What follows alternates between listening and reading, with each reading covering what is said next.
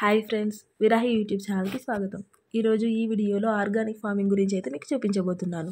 మేము మా మామిడి తోటలో అయితే డ్రిప్ సిస్టమ్ అయితే వేసాము. ఆ డ్రిప్ సిస్టమ్ కింద మేము ఇప్పుడు కొన్ని కూరగాయ చెట్లు అయితే వేయడం జరిగింది. ఇక్కడ మీకైతే ముందు సొరకాయ అయితే చూపిస్తున్నాను చూడండి. సొరకాయ అయితే చాలా మంచిగా కాయడం జరిగింది. మాకు ఇదంతా ఆర్గానిక్గానే, ఎటువంటి ఎరువులు అయితే వేయడం అనేది లేదు. దీన్ని చాలా న్యాచురల్గా పెంచామన్నమాట. దీనికి కేవలం పశువుల ఎరువు తప్పితే ఏ ఎరువు కూడా వేయలేదు. ఎటువంటి ఆర్గానిక్ అంటే కెమికల్స్ అయితే వాడలేదన్నమాట. ఆర్గానిక్గా ఇంత మంచిగా సొరకాయ అయితే మాకైతే కాసింది. చూస్తున్నారు కదా, ఆర్గానిక్గా కాసే అటువంటి కాయగూరలు అందరికీ మంచివి కూడా ఆరోగ్యానికి. ఇటువంటి కూరగాయలు తినడం వల్ల ఎటువంటి సైడ్ ఎఫెక్ట్స్ కూడా ఉండవు.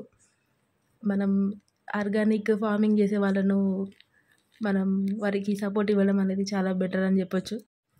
ఆర్గానిక్గా కాసే అటువంటి కూరగాయలకైనా పండ్లకైనా కూడా రేట్స్ ఎక్కువగా ఉంటాయి మార్కెట్లో వాటి రేటును చూసి చాలామంది ఎక్కువగా తీసుకోవడానికి ఇష్టపడరు. ఎందుకంటే కూరగాయలు కానీ పండ్లు కానీ ఆర్గానిక్గా వేసినటువంటి వారు కూరగాయలు పంట దిగుబడి తక్కువగా వస్తుంది కాబట్టి రేట్స్ అనేవి ఎక్కువగా పెట్టడం జరుగుతూ ఉంటుంది.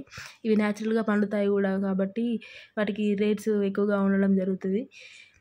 చాలామంది రేట్స్ తక్కువగా ఉంటేనే తీసుకుంటామంటూ అంటూ ఉంటారు.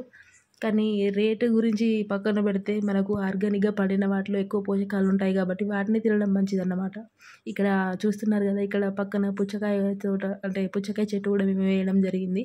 ఈ పుచ్చకాయ మొక్కలైతే బాగా ఎక్కువగా పారడం కన్నా కొంచెం తక్కువగానే పారింది. ఇక్కడ ఒక చెట్టుకు ఒక పుచ్చకాయ అయితే పడింది. ఇప్పుడు ఇక్కడ సొరకాయ చెట్లు ఇంకా డిఫరెంట్ కూరగాయ చెట్లను కూడా మేము వేసాము. చాలా బాగా అయితే మాకు కాస్తూ ఉన్నాయి.